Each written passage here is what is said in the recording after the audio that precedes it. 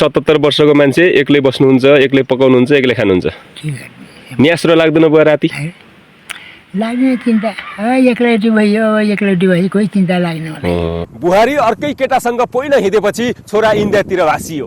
छोरा इन्डिया छ, बुहारीले अर्को बिहा गरेर वैसैमा श्रीमतीले छोडेर गइन्, तर छोराछोरीको लालन पालनमा केही कमी आउँछ कि भनेर अर्को बिहे गर्ने कहिल्यै सोचेन। आज भोलि पछि ल्याएर के गर्ने? उठिरहेको जान्दैन, जान्नेन। तिमीलाई हेर्ने हुर्काउनु पर्यो। हो अर्को लिन राखेर केही आपत परिहाल्छ। हजुर। कुनै बेला नातिहरूसँग खेलेर दिन बिताउने 77 वर्षीय बुवाका दिनहरू आज भोलि बाख्रा चराउँदैमा बितेका छन्। आज उनै 77 वर्षीय बाख्रा गोठालो बुवासँग गरेको कुराकानी जस्ताको तस्तै तपाईँहरू सामु राख्दैछु। आउनुहोस् भिडियो सुरु गरौँ।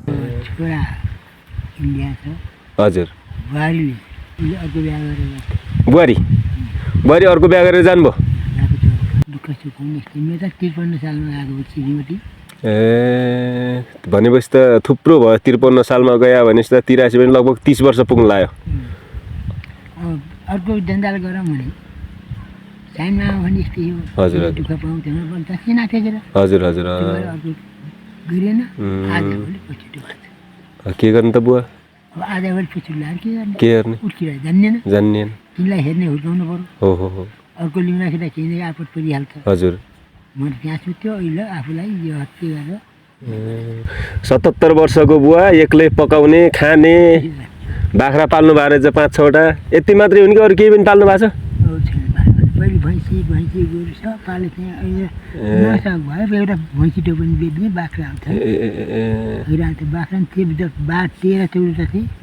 सबको जो आउँछन् गाडी खाने आउँछन्, लैजा भन्छु खै अब पाल्न नसके त्यस्तो सस्तो ओके। क्या अन्त एक्लै बुढो मान्छेले कति भ्याउनुहुन्छ त? न्यास्रो लाग्दैन बुवा राति?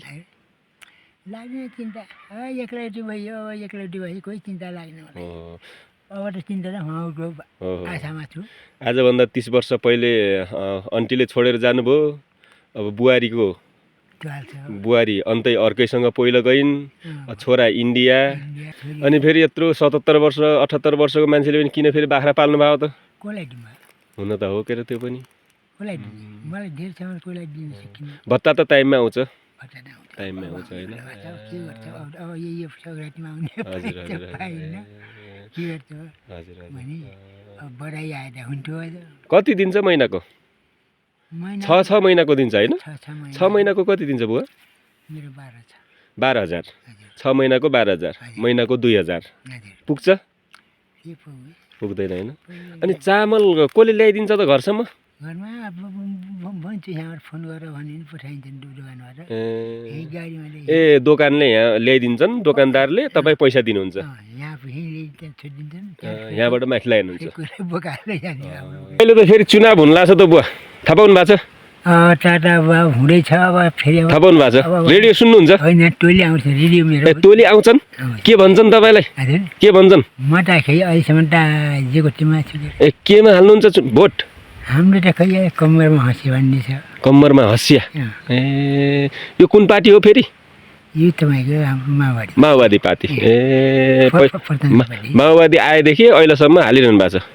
फेरि मान्छेहरूले त पुरानो पार्टीले सबै देश बिगारे भन्छन् के र बुवा? यस्तो बिगारे अब त नयाँ आए, नयाँलाई जिताउनु पर्छ भन्छन् के? नयाँलाई अब कुन आउँछ सखिट्टा भएर उसलाई चाहिँ हेर्नै पर्ने। किन पुरानो त अब जग्गामा राख्नु। रवि बालेन भन्ने नाम सुन्नु भएको छ? रविहरू भन्ने सुन्नु भएको छ? घन्टी चिन्ह भन्ने थाहा पाउनु भएको छ? केही सुन्नु भएको छ कि छैन? भाषण शासन सुन्नु भएको छैन होइन? अहिलेका जल्दा बल्दा युवाहरू हुन् है, तिनीहरू अहिलेका युवाहरू हुन्। पुरानाले चाहिँ अब कति के गरे अब एमाले काङ्ग्रेस माओवादीहरू पुराना भइगयो। उनीहरू धेरै पटक देशमा प्रधानमन्त्री भइसके, केही नि गरेनन्। अब उनलाई भरि भयो। ल अहिलेसम्म अब माओवादीमा हाल्नु भएको रहेछ। अब गाउँघरका युवाहरूबाट कोही मान्छेहरूले बुझाउँछन् तपाईँहरूलाई पछि नयाँ आएका छन् अहिले, नयाँलाई चान्स दिनुपर्छ है बुवा। म त फेरि कुनै पार्टीमा छैन, मैले त आसमा भोट पनि हालेको छैन। म पार्टी होइन फेरि है।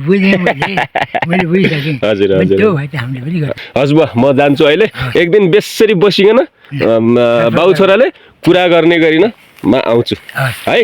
हस् नमस्कार।